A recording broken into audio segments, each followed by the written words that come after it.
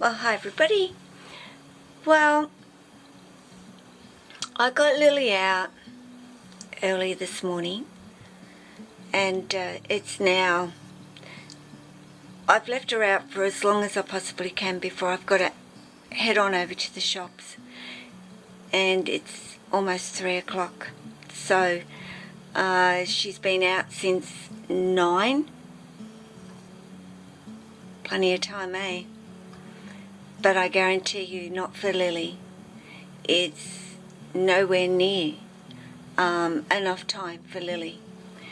And this is something that I feel guilty about all of the time, is actually having to pick her up and put her back into her little home.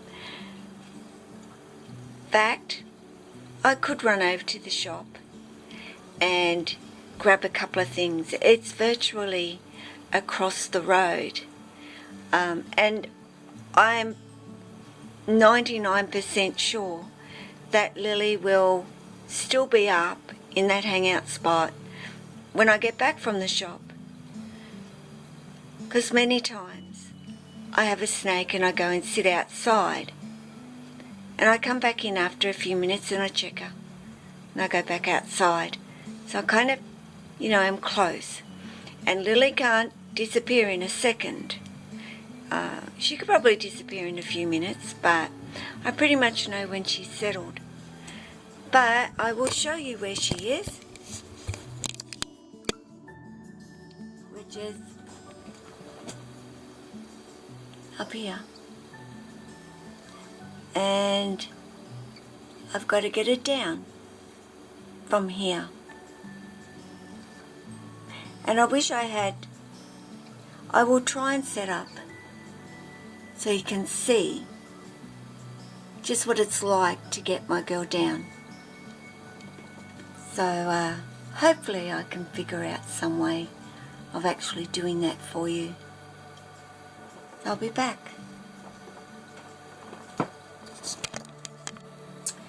Okay.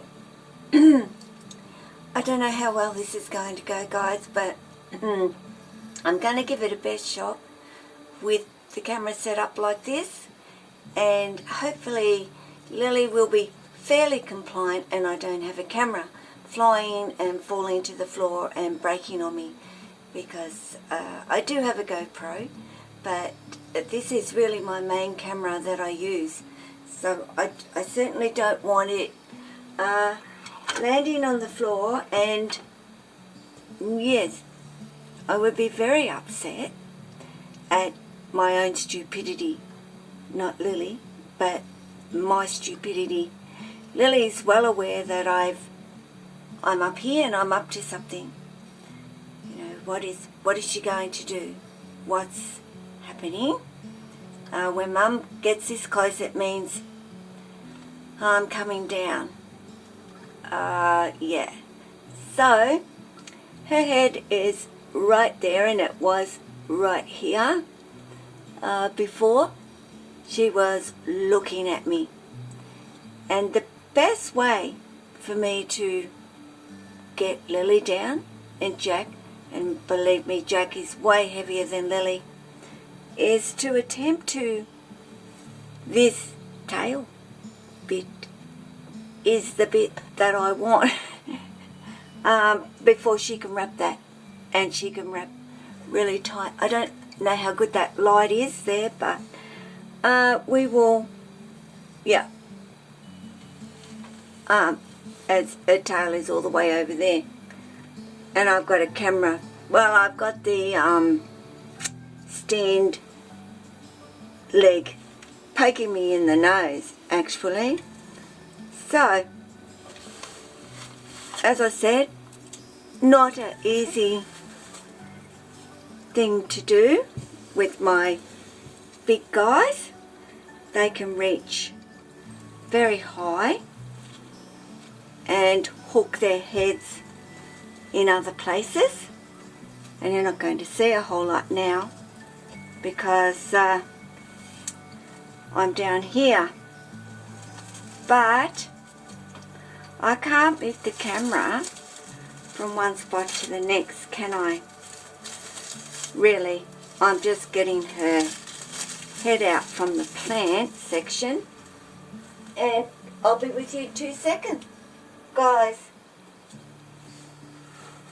I just need to unravel and make sure that she's feeling secure and that I don't drop this camera while I'm unraveling the legs, so I can unhook them and she doesn't grab and go up on my head and grab another piece of this hangout spot. Okay, we did it. And as you could see, not too much of a fight going on between Lily and myself to actually, I'll get out of that too bright a light. Not too bad a fight as you saw for a girl that's been up there 9, 10, 11, 12, 1, 2, 6 hours. Should have worked that out without counting on my fingers, shouldn't I? So not too bad a fight, really. So I've been asked, how do I get them down? And I hope, you know, when I play back this video, it's good enough for me to put up. Of course, it's a little bit different scenario when I'm getting them out of the higher hangout spot from the roof, but still manageable. Even Jack is manageable and heavy in all that he is. But yes, Lily's well aware she's going home. So let's put Lily home so I can go and get these few things done over at the shops before the boys are coming home today. So, hello darling, I know. Are you ready to go home, not down? I need you to head on home if you would please do that for Mum. And generally she's fairly okay at this stage in going home when she's had, you know, quite a bit of time out. If it were a 10-minute stint for Lily, then there is no way Lily would be content to go back home, of course. But this is a video that I'm doing after the video that I did of Lily actually coming out, and I showed you multiple clips of Lily repeatedly doing the same thing, just so you get a good idea of this is a regular pattern, a regular behaviour, a regular thing that I see, and hence why I'm able to know what Lily's saying to me, because it's consistent. It's the same. She doesn't, and this is more often than not, once Lily comes back into her enclosure after being up in that hangout spot, she always goes and has a little sip of water. That's another one of her patterns. It just tends to be Lily, and that has come from years of watching her. Hasn't taken me years to click into what she's doing and why and what's going on, but the consistency proves over and over and over again what she's telling me. This is what I do, Mum. This is what you know I do when I want this or I want to do that, or what I'm trying to tell you. She is well aware that I've tuned into her and her patterns of behaviour and exactly what they mean. And that's what you need to do with your snakes. Watch their pattern of behaviour. Find out what that pattern and behaviour means and what it is that they're actually telling you when they're doing it. And then you be consistent in how you respond to it. Because the more that you respond, the more they will do. Because it's like, finally, you understand what I'm saying. Finally, you get why I'm doing this.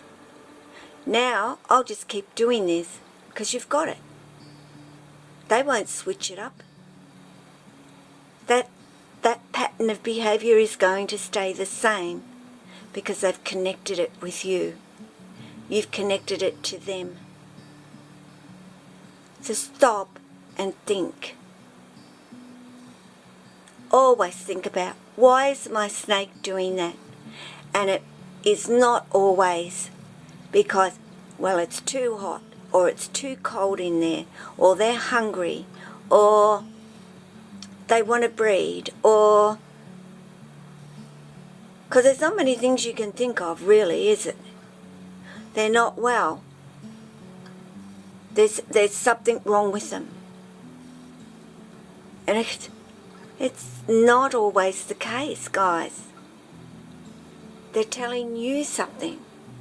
And when Lily's at that door doing her thing, that is Lily telling me, I want to come out.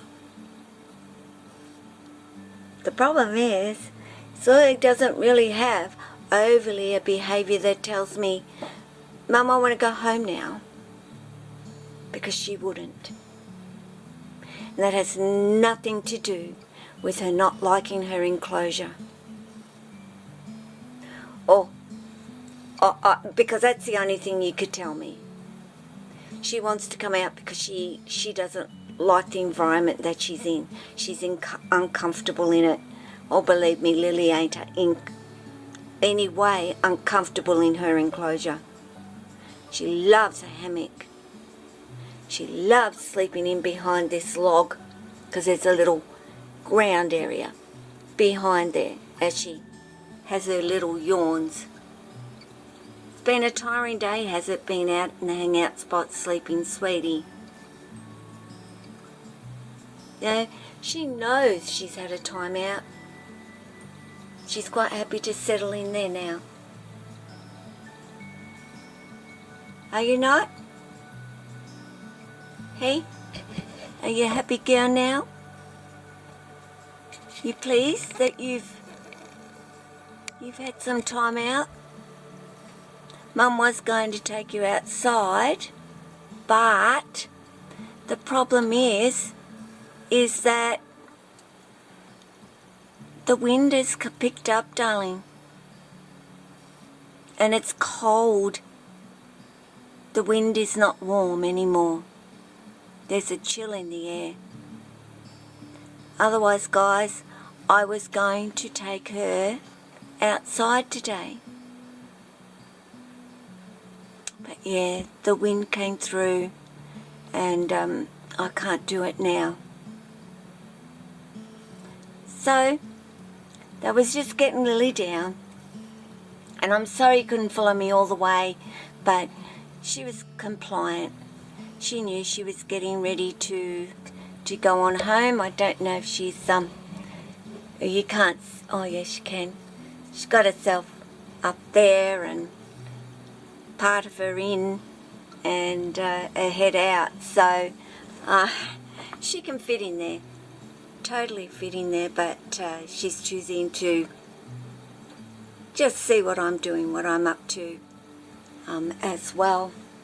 And she will probably make her way now to a hammock. So, what are you doing? Hey, bub? Having a rest? Are you? Where are you going to go? And see, guys, this is what I do. This is what I mean about observation. I don't just put her back in there, shut the door and walk away. I watch what she does. I watch where she's going to go, where she's going to settle. And you might think, well, that's pretty boring. So what? she's gone back home and she's going to have a drink of water, and probably curl up and settle. But you see, that's what I observe from Lily every time she comes out and has had, you know, as I said, 6 hours out, she gets a big drink of water.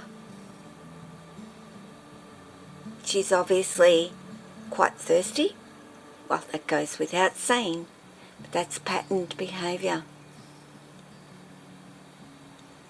Read her like a book sometimes. So, anyway, you get what I'm saying. I'm sure you get what I'm saying. And whether you think it's necessary, completely unnecessary, that you don't need to know these things about keeping snakes. You only need to know how to feed them and what size feeder, and that they do need water and what temperatures they need, and humidity levels and sized enclosures. You may think that is the only thing there is to keeping a snake, or finding a breeding mate or partner for them once they have reached breeding age. You're wrong. That isn't what it is about keeping snakes. That isn't all that there is. This is what it is. Watching them. Seeing what they're doing. Yes, and I know for a lot of you, well, I just do not have time. Yep, when you got over 100 odd snakes, you wouldn't have the time. But if that was a part of how you were to care for your snakes, then you wouldn't have over 100 snakes, would you? And you certainly keeping a snake in a tub in a rack system, you're not going to see this behaviour either. Not at all. There is nothing to observe, because they can't do anything except curl up, either in the cool end or the warm end, and that's about it. And have a drink of water. So, I'm going to go. Gotta go. Take care of yourself. Take care of your family. Your snakes. All your animals. And now, she's going to venture back up to a hammock. Or, the door's still open. That's most unusual too. Because generally by now I have closed the door. But anyway, guys, ciao.